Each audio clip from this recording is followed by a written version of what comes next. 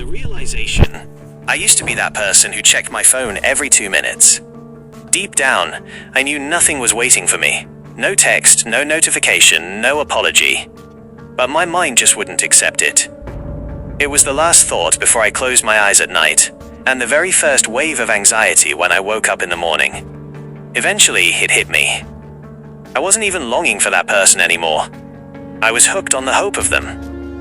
So I finally asked myself a terrifyingly simple question. Am I actually waiting for this person? Or am I just mourning the feeling I used to have with them? That question changed everything for me.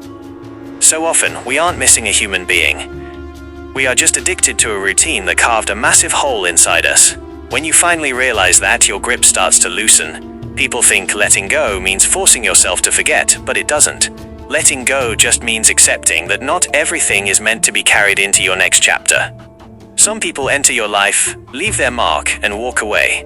You don't have to drag them back. Of course, retraining your brain is brutal.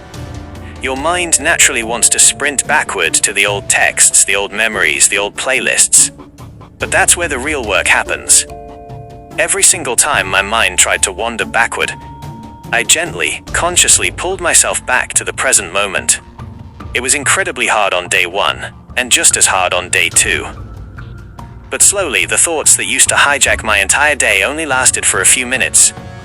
Then came the morning I woke up, got my coffee, and realized they weren't the first thing on my mind. That tiny shift felt like winning a war. My mind was finally coming back home to me, facing the empty space. The biggest mistake we make during this phase is panicking when the silence hits. When the waiting finally stops, it leaves behind this massive, echoing emptiness. And because humans hate being uncomfortable, that void usually scares people right back into their old, toxic habits. But I had to learn that the emptiness isn't the enemy. It's a blank canvas. It is the exact space where you get to rebuild yourself.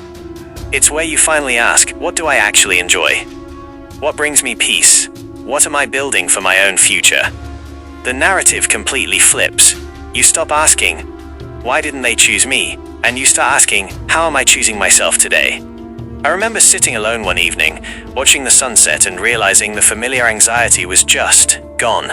There was this beautiful, quiet stillness instead.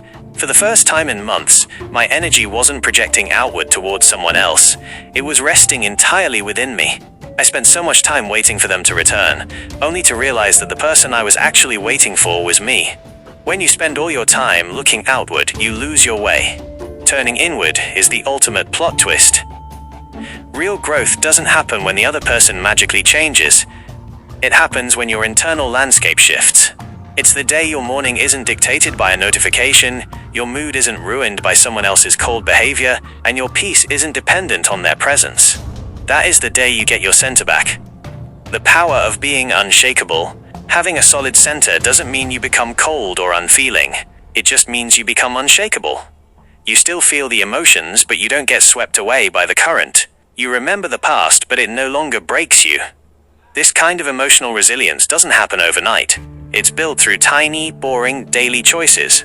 It's choosing to sleep on time, resisting the urge to check their social media, pouring your energy into your career, taking care of your body, and sitting quietly with your thoughts. To the outside world, these look like basic habits, but internally, they are revolutionary. Every time you make a healthy choice, you are sending a loud message to your subconscious. I am taking care of myself now.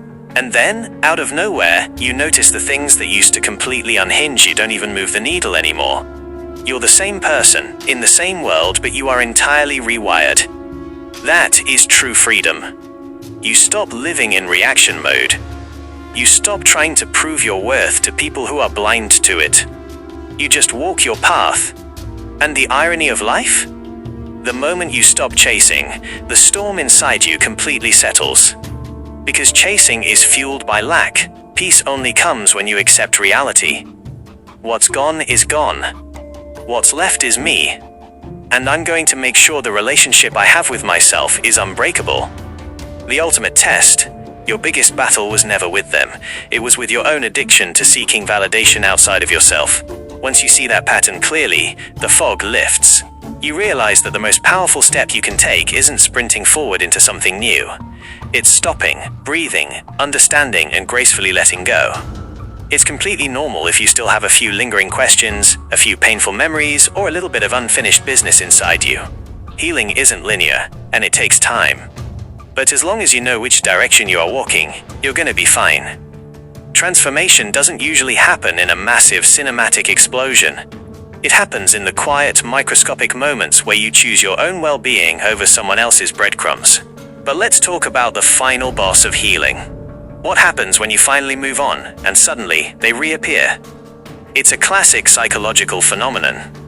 When you are desperately chasing someone, they feel suffocated and pull away. But the second you reclaim your energy, stop answering instantly, and focus entirely on your own life, they feel the shift. Humans don't value what is easily accessible, but the moment you become unavailable, their ego panics. They don't see your internal growth, they just notice your absence. They might text, they might call, or they might try to check if the door is still unlocked. A lot of people fail this test. They see the return as a win and immediately drop their boundaries, falling right back into the exact same cycle that broke them. But I had to learn that every return isn't a sign of love. Sometimes, people just come back to see if you're still waiting in the exact same spot they left you. They want to reassure their own ego that they still hold power over you. If you show them you've moved on, they finally understand your worth. But by then, it shouldn't matter to you anymore. Your growth wasn't a performance to get them back. It was a rescue mission for your own life. Whether they come back or stay gone, you've already won, because you have yourself. And once you learn how to build a home inside your own skin, you realize you never actually needed them to survive. You just needed to come home to yourself.